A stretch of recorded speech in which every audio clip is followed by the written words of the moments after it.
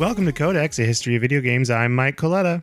And I'm Tyler Osby. And today we are talking Chapter 10 in the Ultimate History of Video Games, Volume 2 by Stephen L. Kent. And this chapter is called Rise to the Heavens. Rise to the Heavens. I have a feeling this chapter is going to be about Nintendo, Mike, because I read it. And also because that's what Nintendo means, leave luck to heaven, right? Something like that. Really? Yeah. That's so nice. Yeah. Also a great name for a gaming company, like leave luck to heaven. Because didn't they do cards? They did cards first, so that makes sense. Yeah. So if you're using the chance part of playing cards, I don't know how Nintendo's playing cards worked, but I don't think they were like a 52 deck of regular cards. I think they were. The only thing I know about their playing cards is that you would throw them away when you were done playing with them the first time, because the way that game worked, it was traditional to throw the cards away and get new ones for the next game. That sounds like a scam. Like, oh no, you have to throw the cards away and buy more. I'm pretty sure I read that in the book before this. Like it's somewhere in this book that we read that. Okay, that's a little sketchy to me, but that fact or that you throw them away. That you throw them away. I believe you that's what was encouraged. That just seems like a. Of course, Nintendo would want you to throw their cards away, so you have to buy more. Listen, every time you play Ocarina of Time, you're supposed to throw the cartridge away. Every time you do it. Look, it's about luck. It's a tradition. We just do that. Okay. That's why there's landfills full of cartridges everywhere. That's just ET. Just kidding. Well, this is kind of a quote from the former chairman of Nintendo, Hiroshi Yamauchi, the leave luck to heaven bit. Here's what he said right around the time the DS came out. This is the time period we're in. We're in about 2003, 2004. We have yet to see the DS launch, but we're going to talk about that today. So right around this time, after announcing the DS, Hiroshi Yamauchi said, "The DS represents a critical moment for Nintendo's success over the next 2 years. If it succeeds, we rise to the heavens. If it fails, we sink into hell." So they were really betting it all on the DS here. They had just had the GameCube, which was, not spectacular launch, although we did discuss last episode about how you can come in third place and still make a lot of money in the video game industry. But they were coming off of, kind of getting burned by the GameCube there. And so they were doubling down, putting it all in on the DS. And honestly, if you'd asked me in 2004, as a 14-year-old child, I could have gone either way on this. Like, 2 screens seemed pretty cool. But on the other hand, I'd seen gimmicks come and go by then. Like, I was a bit of a jaded 14-year-old by that point when it came to video game technology. And the DS really could have been one of those things. I was also probably feeling very contrarian at the time. I'm trying to put myself in my 14-year-old brain. I was like, anything new is bad, is probably what I was thinking. So nice. Did you ever meet those people? Were you one of those people that was like, no, I'm just going to get an MP3 player. I'm not going to get the iPod? Because I had friends like that. They were like, why get an iPod when I can just buy this? Those like little tiny MP3 players that look like pagers? Yeah, I guess I didn't do that because I did buy an iPod when I was 14. I saved up birthday money and Christmas money, and I bought an iPod when I was 14. You were like, I hate new things unless it's Apple. Well, but when the iPhone came out, this was 17-year-old, so maybe I was still a sweet summer child when I was 14. I wasn't jaded yet. But when the iPhone came out, I was like, this is dumb. It's too expensive. Phones are stupid, and why would you want your phone and your MP3 player to be the same thing so that when the battery dies on one of them, you can lose both? That sounds great. And then I proceeded to buy an iPhone, 6 months later or something. So nice. My predictions about technology have been spotty at best, I guess, is what I'm trying to say here, especially when I was a teenager. So I didn't buy a DS when it first came out. But who did buy a DS when it first came out? My little brother, because he loves buying handhelds. So, yeah, he bought a DS. He bought a PSP when it first came out, too. This guy was really on the cutting edge of handhelds. I had a DS. I was a big fan. Yeah. The big tank DS? You had the original? No, I had the DS Lite. That was the DS one. Lite. That was the schmoove. And I feel like I royally goofed getting rid of that thing. I've talked about it before on this podcast. I won't dwell on it, but that was a really cool handheld. Yeah, DS Lite was probably one of my favorite handhelds. Maybe if, adjusting for the time period and stuff, I might say that was my favorite handheld. Yeah, it was really cool. We talked about it last week, but they had the thing on the back that played Game Boy Advance cartridges. Yeah. It's amazing. Speaking of which, that was the thing that the DS had that the competition didn't, because it was building on the success of the Game Boy Advance, which was like a wildly successful system that kids around the world adored. Everybody loved their Game Boy Advance. There's nobody who didn't love their Game Boy Advance. I still have one. Yeah, I love it. could dig my SP out probably. I have an SP also. I think I have a white one somewhere, like original OG Are you Game Boy serious? Advance. My original Game Boy Advance was white as well. Like you're talking about the one that's shaped like a football, kind of. Yeah. Yeah, that mine was a white, which is funny because it was a regretful decision when all you're think about like how gross your hands are. Yeah, definitely. I had to really wash that thing a lot, Really give it the old Clorox wipe down because it gets gross. Yeah, I probably should have washed mine more than I did, but I didn't. Hey, we were children. Makes sense. Yeah. We were dirty. Children are disgusting, so it's fine. Can you believe that the Game Boy Advance was only the height of Nintendo portable technology for about 3 years? Because it came out in June 2001, and then the DS released in November of 2004, so like 3.5 years of Game Boy Advance. I felt like it'd been around for so long by the time the DS had come out. I guess that's maybe just like me being a teenager too. Like 3 years is a long time when you're a teenager. Now I'm like, last week? 3 years ago? Same thing. Yeah, that I did not put that together. I think it's because now we're also used to like generations lasting so much longer. Yeah. Especially when it comes to consoles and I guess handhelds too. Yeah, the 2DS and 3DS were... Well, they kind of are officially just done with it, right? Because they're like, the Switch is a handheld. Yeah, it's a little bit murky with the Switch console, at this point. But, okay, so the DS came out in 2004. The 3DS was 2010, so that's 6 years. That's already twice the lifespan of the Game Boy Advance. And then it was another 7 years before the Switch came out. And they really didn't give up on the 3DS until like only a couple of years ago. So I would say the 3DS line, even though it had several revisions and a couple of spec bumps, like it lasted almost 10 years. Yeah, I have my 2DS still, and I bought it pretty new 3 years ago, and they were still like pushing them out. You know what I mean? Mm-hmm. Like, so... Yeah, they'd given up on the old the 3D thing, which was fine. That 3D thing was fine. I very much purposefully did not buy a 3DS and got the 2DS because that 3D thing just definitely doesn't feel good on my head after a while. Yeah, I agree.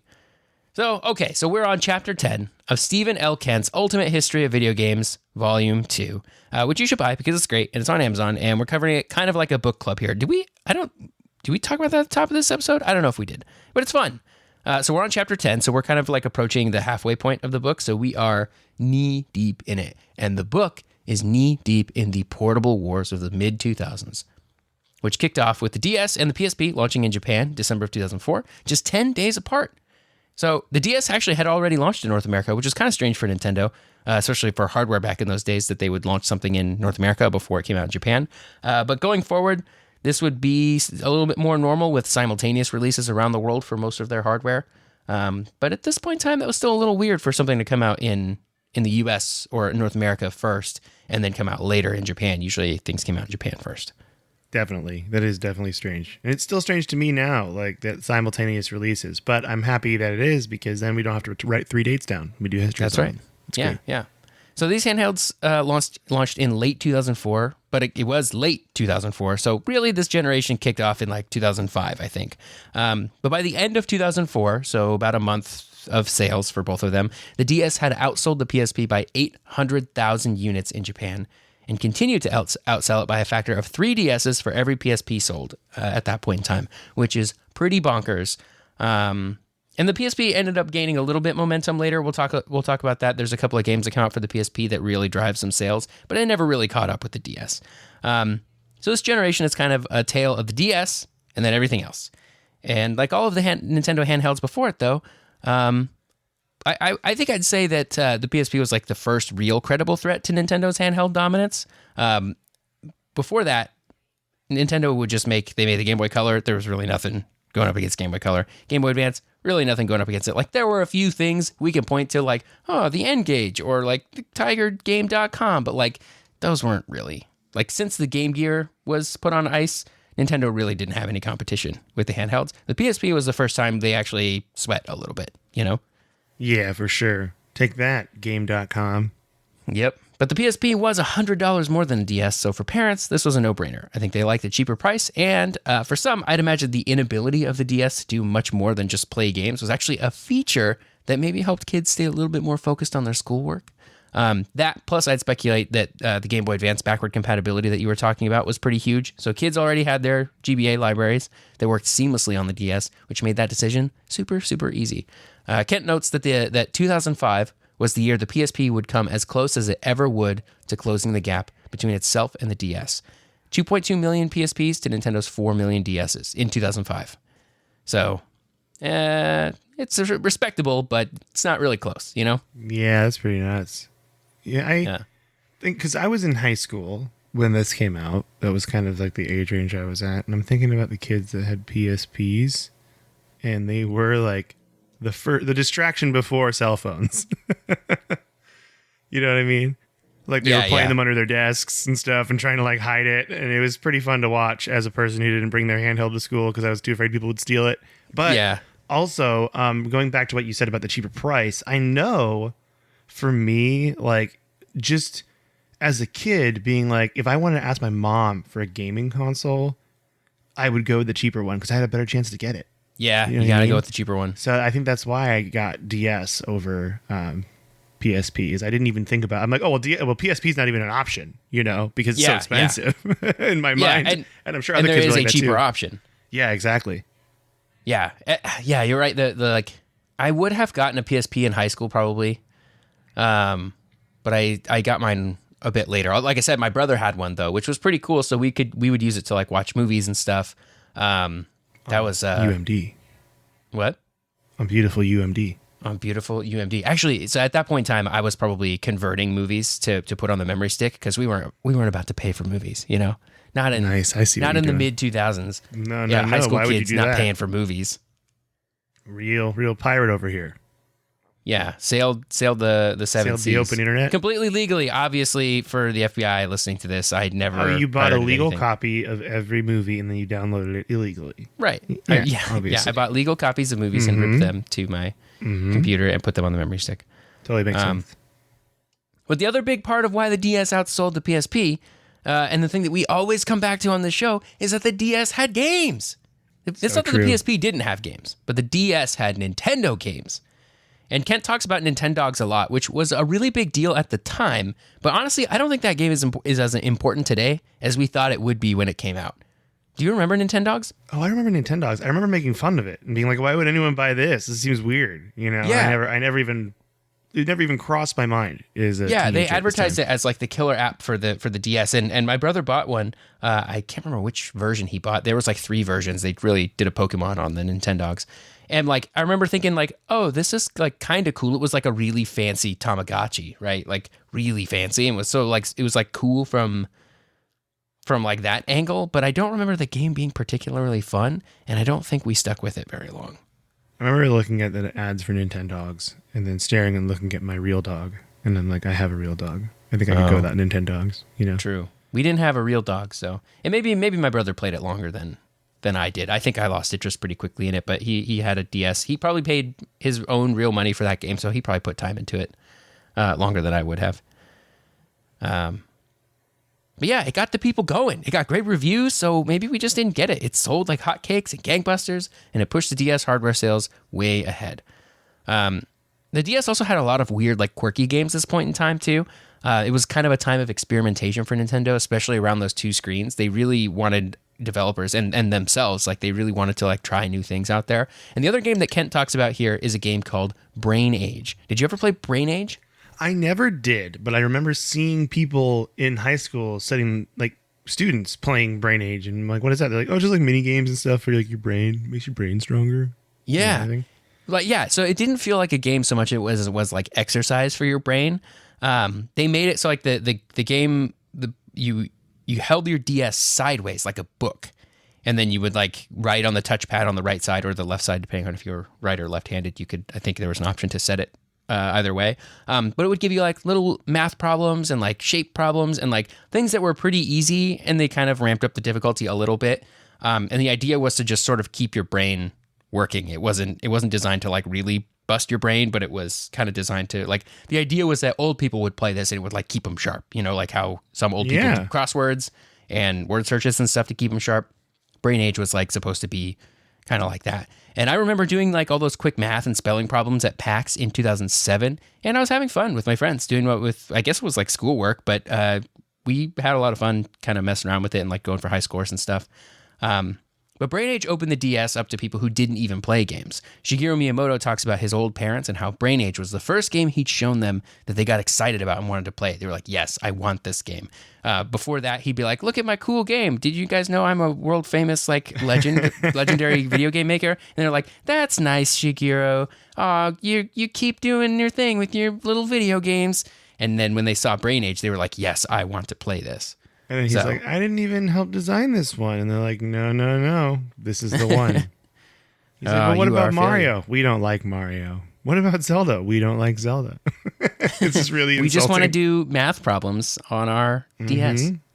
The way parents love, which is funny because if you'd asked me when I was like 4 or 5 years old what my parents would want to do to have fun, I would have said do math problems or something. Yeah, they just like do casual math problems. Yeah, just for casual math. That's it. Yeah, which is kind of what Brain Age is. Mm-hmm. Yeah. The DS also had its share of console adaptations. So Kent talks about Animal Crossing Wild World, which was a portable, enhanced version of Animal Crossing that Nintendo had released on the GameCube a few years earlier. And I think we talked about Animal Crossing. I think we did a whole episode on Animal Crossing game. We sure did. So yeah, I don't need to get too into detail, but Animal Crossing is like kind of a fun life simulator where you live in a town of animals and you hang out with them and you work to pay off your never-ending debt to the town's shopkeeper or dictator. I'm still not sure what I think of Tom Nook. He's really nice. Enigma. He has a big smile. He seems trustworthy, but you always owe him money and not always by your own choice. So, I'm not... You never know if Tom Nook's sincere or if he's gaslighting you. You can't That's tell. Right. You never know. Yeah. But Wild World was super cool because you could easily visit your friends' towns over Wi-Fi. That's something the DS and the PSP also did really, really well over the last generation as they had wireless built in, which this is when wireless Wi-Fi was starting to become a much more ubiquitous technology. Like laptops were starting to get it built in. Game consoles now had it, so you didn't have to buy a link cable. I would have played a lot more multiplayer games on my handheld as a kid if I didn't need to carry a link cable around with me, because those were like not cheap, and or it was hard to justify spending like $20 on a link cable when I could just buy another game for $20. So I had a link cable, but it was a little bit more. It was not very convenient to carry. I remember having a intricate Game Boy Color case that had like pockets for games and a pocket for a link cable and like extra batteries, and it was just like a whole thing, Yeah. And you'd carry that around with you, like that was your thing you'd put in the car, Yep. Yeah, I had a cool case for mine too. That I guess I can like picture it now. It was like an official Nintendo one that was really cool. Was it black and did it have a fold over top that said Game Boy Color across it? I think so. I think mine was for Game Boy Pocket though. We might have had similar cases. All right, I'll have to look. I'll look it up. I'm sure I can easily picture and feel this thing in my brain, so I'll be able to find it online. I think it was an official one too. It wasn't obscure. Every time we talk about these handhelds, I just get mad at how I've lost these handhelds. Because my Game Boy Color lent to a friend, never gave it back. Game Boy Advance, don't know what happened to it. Got an SP later, and then a Nintendo DS. I sold it thinking I didn't need it because I was a silly Billy at the time. Yeah, that's so sad. I'm so sorry. I know this chapter is very emotional for me. Yeah. Well, with Animal Crossing Wild World, you could visit your friends' towns over Wi-Fi, which was cool. You could do that on the GameCube version, but they had to bring their memory card over to your house, and it was a whole thing. But being able to do it wirelessly on Wi-Fi with your DS was really cool. So yeah, the internet on DS felt really cool. It really did. I remember playing Mario Kart Wi-Fi in it. Oh yeah, you could play Wi-Fi, and I feel like I want to say Mario Kart DS went online too. It was one of the first Nintendo games that went online. Yeah, that Mario Kart DS is a great game. Really solid. And I had a fun time just playing it by myself against the computer too. It was super fun. Yeah, and it had lots of old tracks too. It was kind of one of the first Mario Karts to do that. Yeah, that was a really good one. So anyway, all this is to say that the DS had games, and the PSP didn't have as many great games. Ridge Racer was clearly better on the PSP. That's an example that they use in the book. I think that Daxter side story from the Jack and Daxter games was pretty cool, but most of the PSP's games were just console experiences sort of shrunk down to fit that smaller screen. And a lot of those games would actually go on to become full console games on the PS2, like Grand Theft Auto series, Liberty City, and Vice City Stories. Did you ever play either of those? I did not, but those games were huge, and we're going to talk about them later in the old chapter. I really want to play those games because they're they were PSP games and PS2 games, but they were PSP games, but they had the full Liberty City from Grand Theft Auto 3 and the full Vice City from Vice City. Like it was the same map, which like kind of blows my mind to have on a handheld. Wow, at the time. I did not know that. Yeah. So the fourth Jack and Daxter game that we don't talk about was also on the PSP, the Lost Frontiers or something. It was not great. But also both of the Ratchet and Clank games. So we had Size Matters and Secret Agent Clank. Those went on to become PS2 games. And I guess people they didn't really want to pay console price for handheld versions of console games. They really wanted handheld games at a handheld price. And Nintendo delivered on that, I think. That's all of those things added together on why the DS ended up outselling the PSP. But this was the generation that would also continue Nintendo's tendency to release refreshed versions of their handhelds. So the Game Boy had the Pocket, and maybe you would count the Game Boy Color as an original Game Boy like refreshment as well, depending on how you feel about that. The Game Boy Advance, yeah, you don't consider the Game Boy Color like a separate thing from the original Game Boy. Oh, more just an update to it. I'm sorry, I misunderstood. I consider it a separate thing, is what I'm saying. Yeah, me too, because it had exclusive games, right? It had games that could only be played on the Game Boy Color. And I think adding color and it was like the hardware was a little better too, like higher specs. Yeah, I misunderstood. I definitely thought the Game Boy Color was its own special generation, is what I'd consider it. Yeah, it was like kind of its own little interim generation. But the Game Boy Advance was clearly a step up, and it had the Game Boy Advance SP that everybody loves, and then the Game Boy Micro, which not as many people love, but still exists, and we love it anyway. But in March of 2006, Nintendo released the DS Lite, which was my very first DS, and sounds like your very first DS as well. It was. Is that true? I remember buying my DS Lite. This was so March of 2006. So I must have got mine later because I got a job that fall in 2006 at Wendy's with Matt in Japan.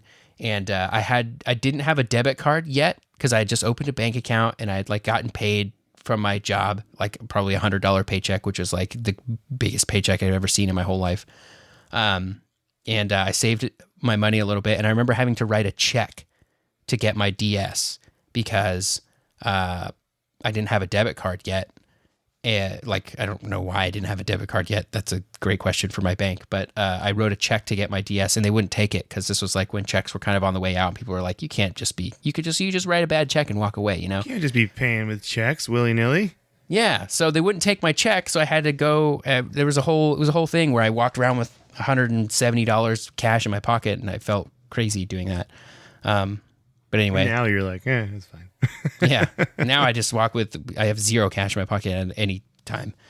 So that was I bought a DS Lite with my own money from my first job at Wendy's, which felt great. It was a slimmer overall thing, handheld, and it had a brighter backlit screens, which was greatly appreciated. Like the Tank DS still had those front lit screens that it was the same light that they used on the original Game Boy Advance SP model. That was good.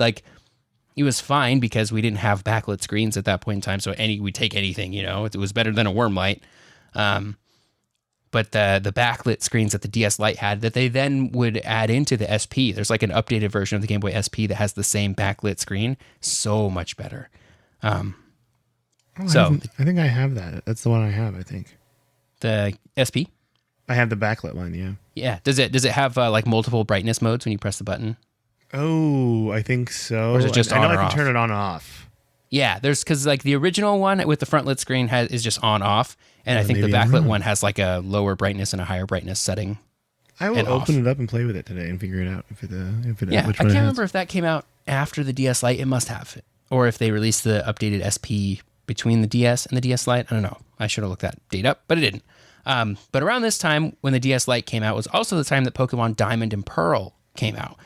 Which coincidentally just came out last week on the Switch in enhanced versions, which I've been meaning to pick up because I never really got into that generation of Pokemon games. And I don't think I ever owned a legit copy of Pokemon Diamond or Pearl for the DS.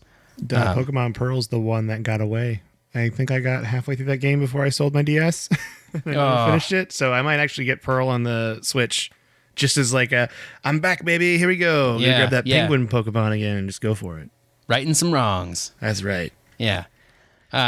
And a little bit of a contrast to the new experiences the DS was offering, as opposed to the PSP's shrunken games. The DS also got shrunken console games. The PSP was just getting console games is my point here. But the DS also got New Super Mario Brothers, which kicked off kind of a whole new series of New Super Mario Brothers games that would go from the DS to the Wii to the Wii U. The 3DS has a New Super Mario Brothers game, and the Switch now has the Wii U version of that game ported to it, which is a really, really good game if you haven't played it. But these were like updated, fresh, side-scrolling Mario games that at once felt brand new with their simultaneous multiplayer, but also felt incredibly familiar and nostalgic with their side-scrolling platforming feels.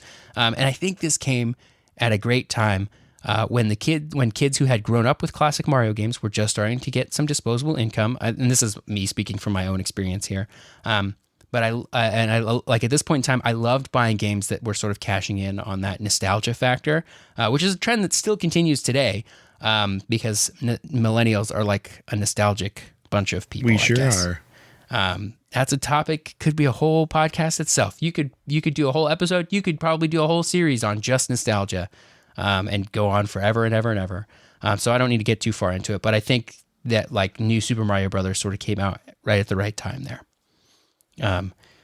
So anyway, the DS was topping the charts in 2006 in Japan. Had Pokemon, had New Super Mario Bros., Animal Crossing, Brain Age. All of those games were in the top 5 alongside the newest Final Fantasy game, Final Fantasy 12 on the PS2.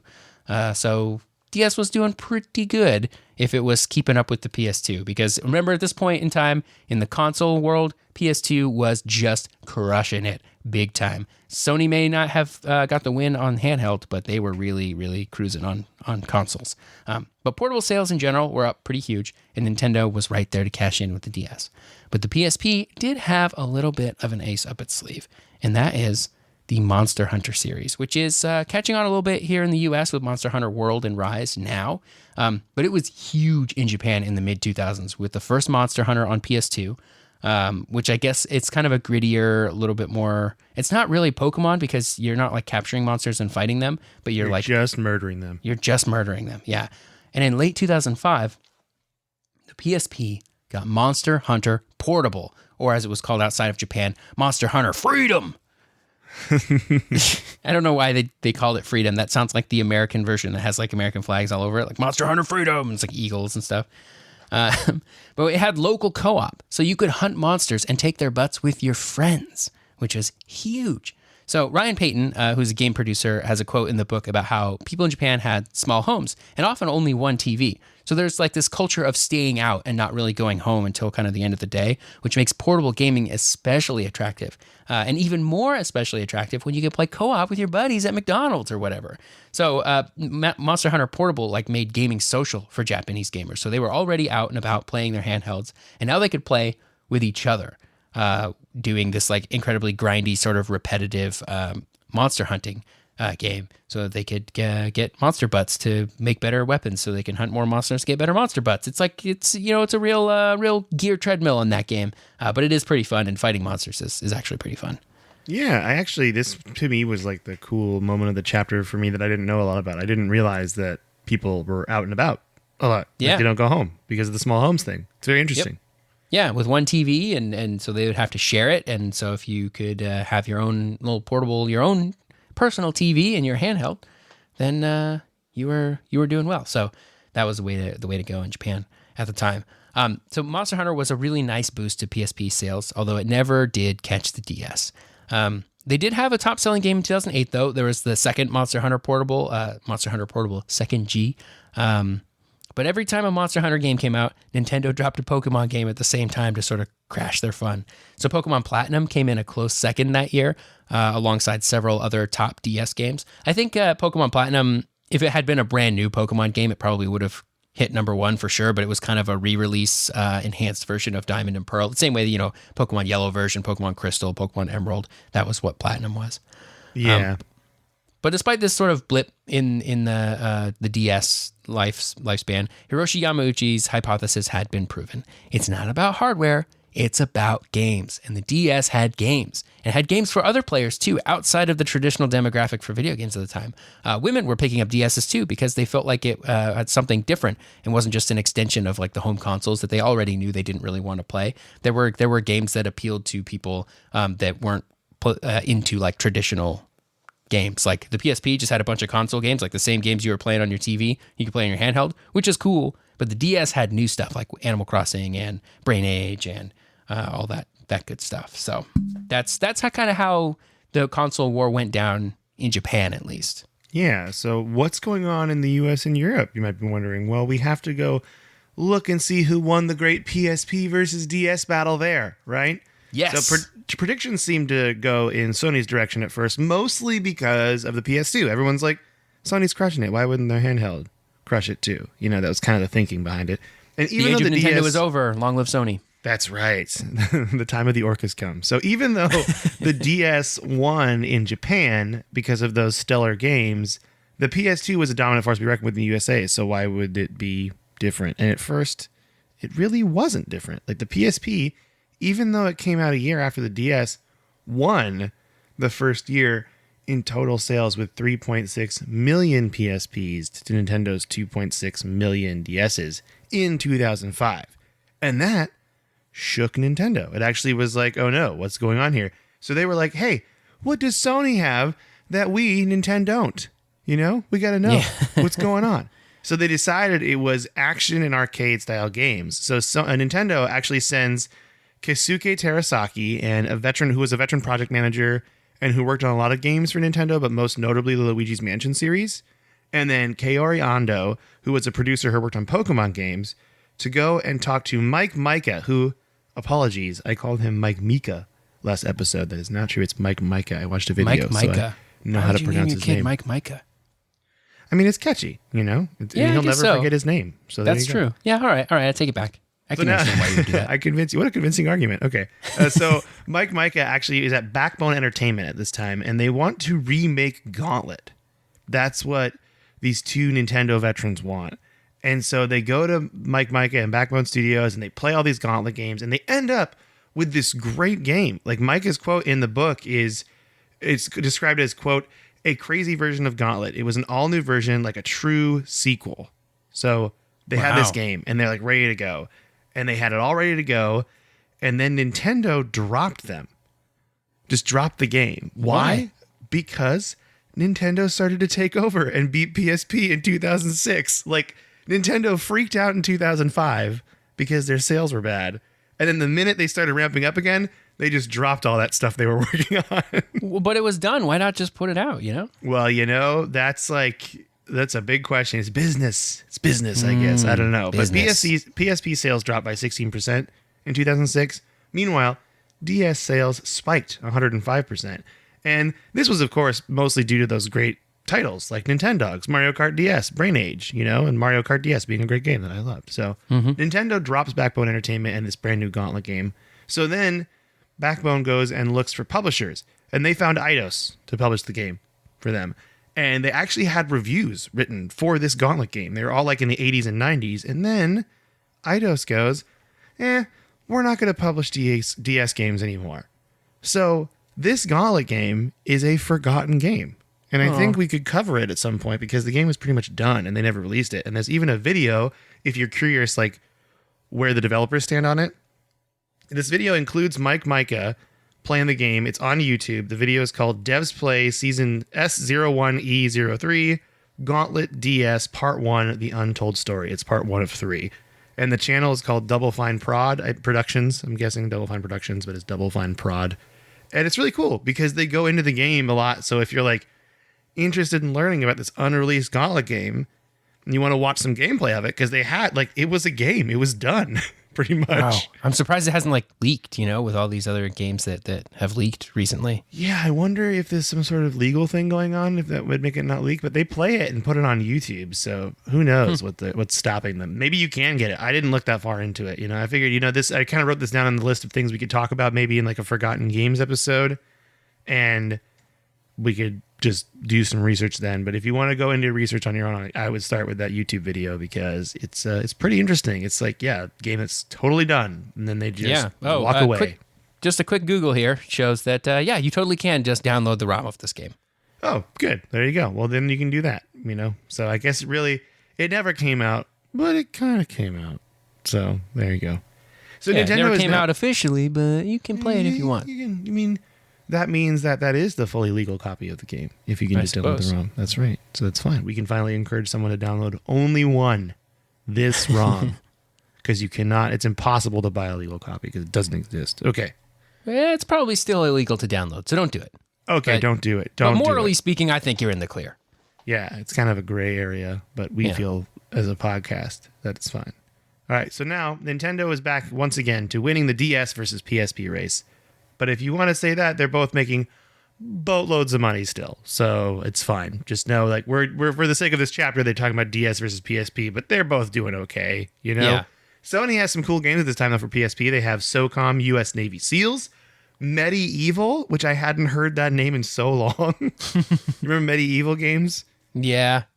I never really played them, but I just remember seeing the ads for them all the time. They're pretty weird looking. Yeah, I never really played them either. They're like a cartoony style, right? Like they have this like cartoony horror style to them. Yeah. And from what I understand, they're a little like, I mean, I don't know. It's like comedy horror, right?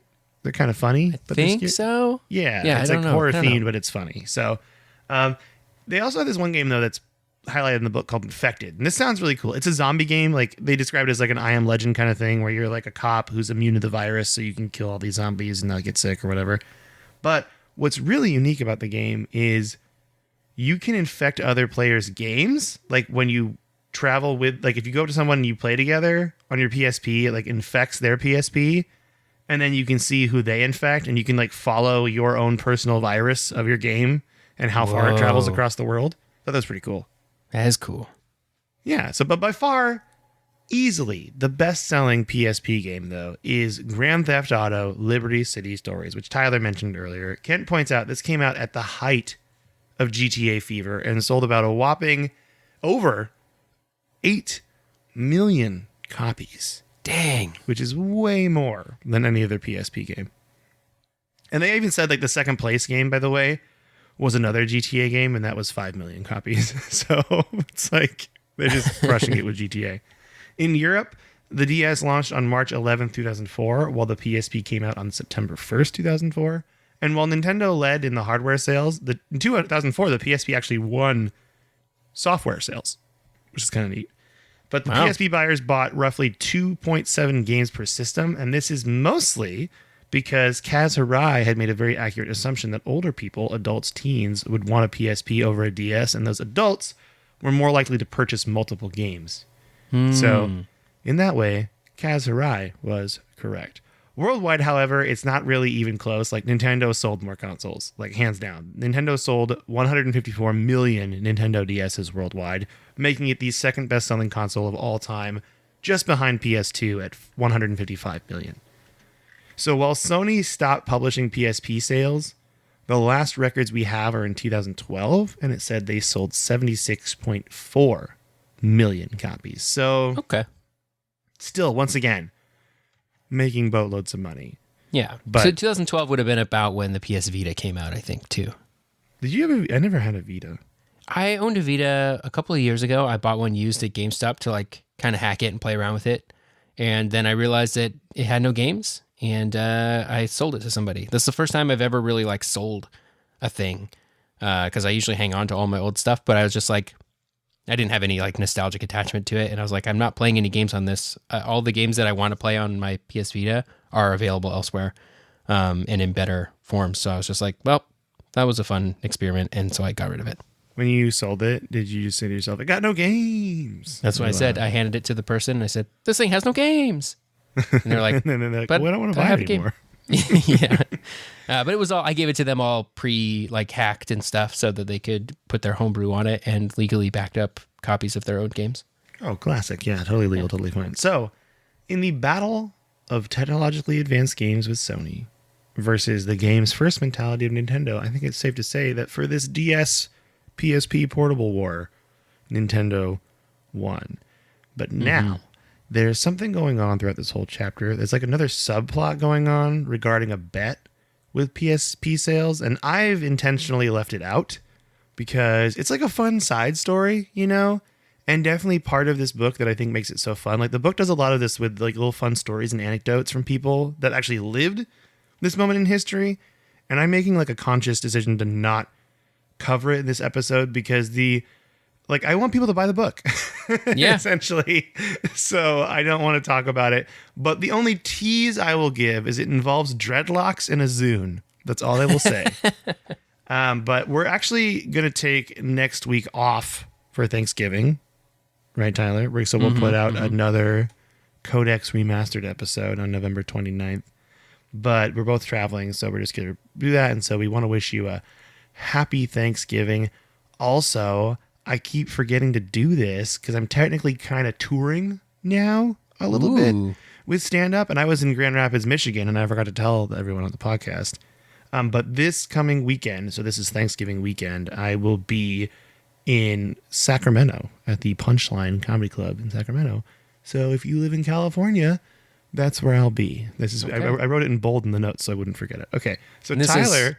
This is Thanksgiving weekend in 2021. So if you're listening to this way far into the future and you're like, oh, it's Thanksgiving weekend, it's coming up, I'm going to go see Mike in Sacramento, it's 2021.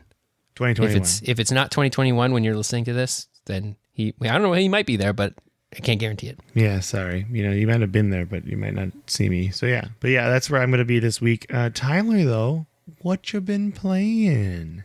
Tons of Destiny. Still, just Destiny. But I did start a new game this week, and at the risk of sounding a little bit like a self shilling here, Riot Games just released Ruined King on Steam and wherever you play your games is where you can get it. It's like a turn-based RPG, very Final Fantasy-esque with a bunch of characters from League of Legends. I've been playing that a lot, and it is super fun in my unbiased opinion. I really enjoy it. So check it out if you want to, or don't. That's fine too. Are you playing it on PC? Yeah, I'm playing it on PC, but it's on everything. And I saw it was on Switch. I was thinking about getting it on Switch eventually. Yeah, I think that's a good place to get it because you play it portably and stuff. Yeah, that'd be fun. In fact, I've kind of purposefully taking a break from Zelda because I know that's what I'm going to play next weekend. Like I'm scheduling out my gaming. So what I've been playing this week is Jurassic World Evolution. I just love this park sim. I can't. I feel so weird because this game, as far as park sims go, I know it's not good technically because it doesn't have like a way to fast forward time. It doesn't have like deep, intense management systems. But I just love dinosaurs and dinosaur parks. And it's been so fun to just turn it on and like try to 5-star the islands. And like you're on the island. I just got to the island from Lost World, like the movie. Mm-hmm. So it's like all overrun with like dinosaurs. They're wild and you have to like catch them and throw them in like pens and stuff. It's pretty fun. It's like, I'm really into this game. It's super fun. I had a bunch of stegosauruses back, real naughty, and murder people. And I felt bad, but it's all worth it for this dinosaur park. So that's what I was playing. And I've also been playing Destiny with Tyler too. So I'll probably pick up Zelda next week again when I'm on the road. And then I beat that Ghostbusters game I talked about last week, which is fun. But yeah, that's pretty much all I've been playing is Destiny and this Jurassic World Evolution. I even bought it. It was like $16. You pay real money for this game? Yeah, it was on Game Pass, but things go off of Game Pass. And I was like, how crushed would I be if I'm in the middle of this game and they pull it off of there, Yeah. So I saw it was on sale for like 75% off. So I'm like, I'm going to buy this game because the second one just came out. So I got it for like 75% off. And it comes with the Jurassic Park content too. So I'm like, okay, cool. Where you go back to the old islands. But yeah, I don't know why I have to feel like I'm justifying myself to play this game, but I really love it and I'm really having a good time. And it makes me want to play more park sims. Like I'm wondering if this is like a genre that I really love that I never really explored. If you're having fun, that's what it's all about. Maybe check out like Planet Coaster. I think that's a sort of a spiritual successor to like Roller Coaster Tycoon. If you ever loved those games. Yeah, and we talked about how I need to play City Skylines, which is also on Game Pass. Great. It's on Game Pass, and I should just play that one time too. Yeah, definitely. That game is great. I put it on my Trello board, and I also reshuffled my Trello board too to have some stuff. I haven't looked at my Trello board in a while. I finally put some things in the back on hold. Like games I haven't played in months. I'm just like, nope. Dark Souls, you're going back on hold. I'm sorry. Like you're just like, you can't do it right now. Too busy with dinosaurs. We got some emails to read. You want to read some emails? Yeah, let's read some emails here. This first one is from. Oh, actually, that's one we already read. So I'm going to go to Mo's email. This is from Mo. Okay. So, hey dudes, it's Mo. Covering Zune last week. This is Funny Zune Story is the name of the subject line. Reminded me of a funny story from my college years. My first college roommate had a Zune, and I got a free iPod when I purchased my chunky plastic MacBook for college. That's a good way to describe those. I was perfectly satisfied with my iPod, but my very anti-Apple roommate constantly debated with me and bragged about how his Zune was better and more affordable than comparable iPod models. After about a month of this, his Zune just completely bricked itself. It wouldn't turn on or reset or anything. He spent an hour troubleshooting on the phone with Zune support to no avail. He was out of the 1-year warranty, and his only option was to pay to ship the device in for expensive repairs. I think he just abandoned the Zune and got some other off-brand MP3 player. This is exactly what I was talking about earlier. When there was a kid in school that was like, why get an iPod? You can get this MP3 player at Best Buy for like $30. I'm like, that thing's terrible. It looks like a pager. Okay, so he stopped complaining about Apple products after that. Haha, after 13 years, my old iPod works just fine. Hopefully other Zune owners had a better experience than my roommate. Mo, I will tell you, my iPod still works. I had one of the first video models. I never really played video on it, but it had like a color screen and stuff. And the battery, obviously, just doesn't work. But if I plug it in, it'll work. You know what I mean? So, yeah, these iPods, they never die. Also, the human-operated text message search engine service you mentioned was called Cha-Cha.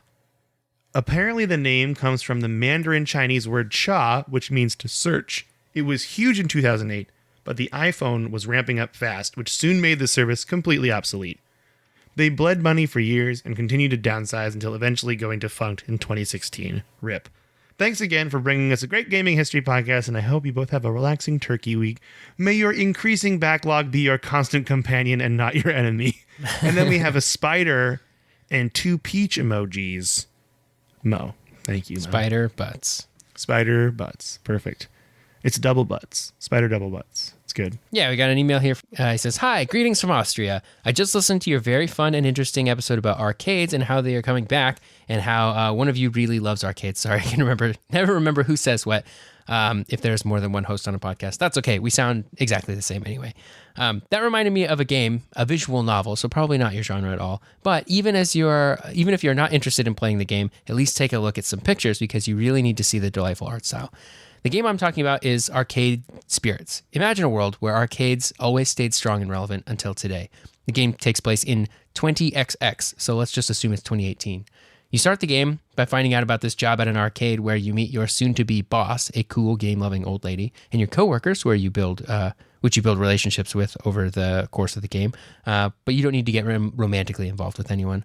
But also, you just work for the arcade. You clear up problems that appear, like rowdy customers, and after some time, take a vacation with the team. The game is kind of a dating sim, and that you can romance your coworkers or your roommate, I think. But as mentioned, you don't have to. It's just a nice game where the gameplay consists of reading and sometimes making a decision, and just experiencing how it would be to work in an arcade. But what really sells the game is the art and sound work. It all feels very arcadey and made me nostalgic for the 80s. Not that I was ever in an arcade, but it just makes me nostalgic for what I imagine an arcade to be back in the days of Pac-Man and Space Invaders. Just taking in the art and sounds gives me a lot of joy. I made a quick search. I found this Let's Play on YouTube. I'll link to the Let's Play here on YouTube. No idea if it's good, but you can use it to see the art and listen to the sound and music. If you don't intend to play it, which I understand, these games are not for everyone, at least check out this or another Let's Play. Can I take a break real quick? Because I really need to start playing visual novels. Yeah? I've never really played any, and I feel like it's a genre that I'm missing out on completely. And it's kind of been booming, this genre lately, right? Yeah, there's a lot of stuff going on in visual novels. It's like it's almost like an interactive, like graphical novel where you can sort of make decisions and go down different paths. Choose your own adventure. Yeah, the PS Vita actually is a very good system to play visual novels on. There's like a bunch of visual novel games on PS Vita. Oh, interesting. Well, there you go. So it does have visual novel games, just not other games. That was mainly it, except that while looking for your email address, I found out you have a YouTube channel now, which you never mentioned, I think. Also, somehow I found the YouTube channel Codex, a different one, which is a video game series that demonstrates the effects of cheat codes in classic video games while discussing their origin and their impact on the culture of gaming. The video that made me find it was the history of Big Head Mode, which sounds intriguing. Not to advertise for it, I just found it was funny. Another channel with the name Codex that also made videos that are sort of about the history of video games. Oh, how about that? Anyway, I'm happy to have your podcast and always enjoy listening to your interesting takes. Felix. I have one more email. Also, side note, great idea for the visual novels for an episode. I think that'd be a cool thing to do, like a history of visual novel games. I think we can pull that off too. So it's definitely something I'm going to put on our list of the many long things to talk about. But I figured out the email I saw before, so I want to end on this email right now from Patty D. It says, "Hi, Mike and Tyler. Great podcast. When I first found you guys, I would only listen to episodes about games I played or other topics I found interesting. However, you guys do such a great job that I went back and started listening to all of the episodes. 2 questions for you. How do you feel about owning a game before playing on an emulator? And how do you feel about services like GameFly? So like you get a game on GameFly and you're technically playing the game before you own it, I guess. That's one way to put it. Or playing a game on emulator versus owning the game and then playing an emulator. So what did we think about that, Tyler? You have to obviously, we don't condone piracy, so only play games that you legally own on emulators. I think that... if we're asking about like the morality of playing a game you own on an emulator, I think it's totally fine. I don't think there's anything wrong with that. Lots of times emulators are a better way to play games, especially if you're talking like GameCube games. Like the Dolphin emulator is really, really good. And I don't think you should play, like, nobody is getting hurt by you using an emulator to play a game. So I think it's fine. Yeah, I actually realized that I own Metroid Prime now. I have a copy of it on my shelf, and I still haven't gotten the GameCube like thing to play it on. I think I'm just gonna get the Dolphin emulator and play it on that. Yep, that's a really good way to play that game because it looks so good at like higher resolutions and stuff. Yeah, I think that's what I want to do. So, and as far as services like GameFly go, I've never actually used GameFly, but I feel like it's kind of cool. But I think GameFly's business is in trouble because Xbox Game Pass kind of does this, right? When you think about it, like GameFly, yeah.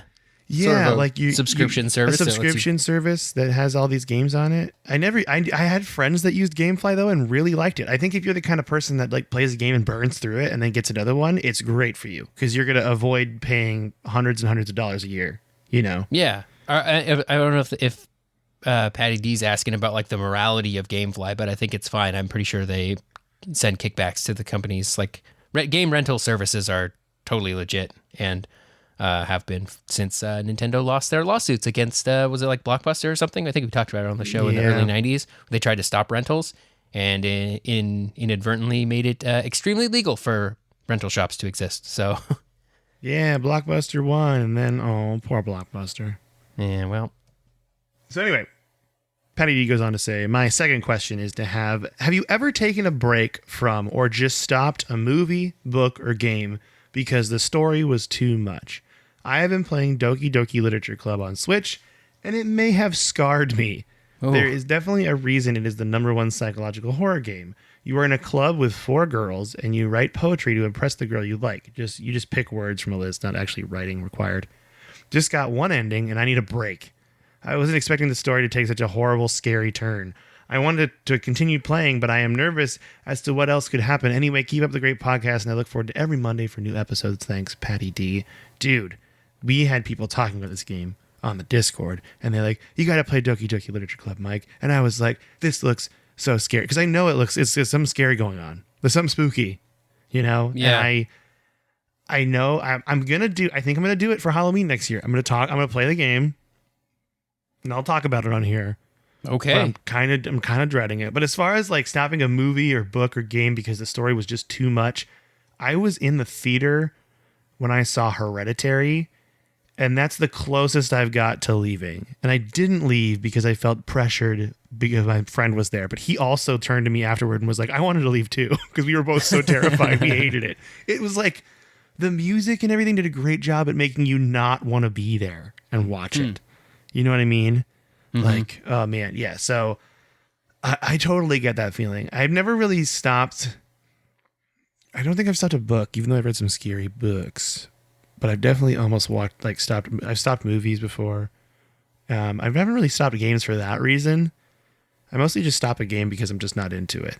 Yeah, you know? I don't think I've ever stopped a game because it was too much. I've never stopped a movie either. I have like gotten to the end of movies and been like, gosh, I don't want to watch that again. Yeah, like Requiem for a Dream is like, it's a great movie, but one time was enough.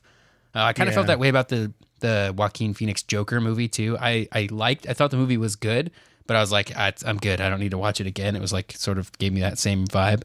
But I've never liked like left a movie, like consciously turned a movie off because like I was scared or anything. Like I've turned movies off because I thought they were bad. But, yeah. Or like I've stopped watching TV shows that just didn't continue grabbing me. But I think, and I am not by any means a psychologist, obviously. I am a video game podcaster. But I think it's pretty healthy. If you're in the middle of something, you know you're not going to like it, turn it off. That's a great thing. Like, I don't think it's anything to be ashamed of, you know? Like, if you're sitting there and you're watching a movie or playing a game that makes you feel uncomfortable, just stop playing the game. Take yourself out of the situation. It's a great thing to do. Mm-hmm. Now, it sounds like Patty D here finished it, and I'm like, which sounds like something I would do. I'd finish it and then be like, okay, I need a break or never again. Like, I will never watch Hereditary ever again. I got it.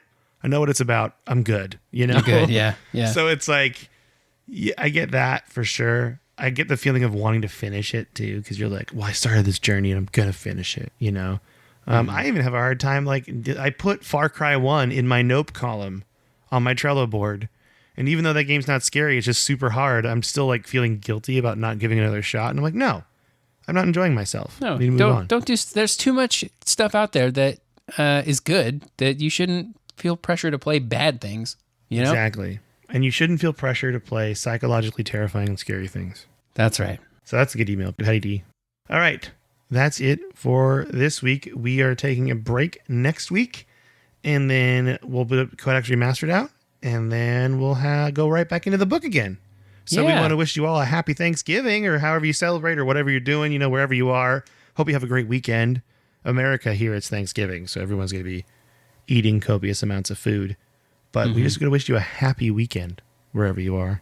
And thank you so much for the emails. If you want to send us an email, you can do that at codexhistorypodcast@gmail.com. You can join our Discord. If you want to invite to that, you can email us, or you can go to my Twitter @mecoletta and click on the pinned tweet at the top of my profile. And that's an invite that never expires. Also, Tyler's on Twitter @SneakerElf, ELPH. I think that's it, right? Oh, real quick. We had a tweet that was sent to us about the barcade that's opening in South Carolina. And I wanted to clear something up. It's not open right now. It is planning on being opening in the summertime. So if you want to go, we had someone that wanted to go, which I thought was really cool, to the barcade. So if you want to go, I'd start checking around summertime because they don't have a location yet. Don't start searching like crazy. I just realized I don't think we were clear on the podcast how it was still in progress of opening up. So just want to let you know, don't go on a wild goose chase for a barcade that doesn't exist yet, but it will exist by the summertime, hopefully. So anyway, yeah, that's it. Tyler, I'm going to let you say goodbye however you want to say. You know, I usually say, I'm like, no, you're your own person. You should do your own thing. So Tyler, I'm going to let you say goodbye however you want to do it. Thanks, Mike. Goodbye, everybody.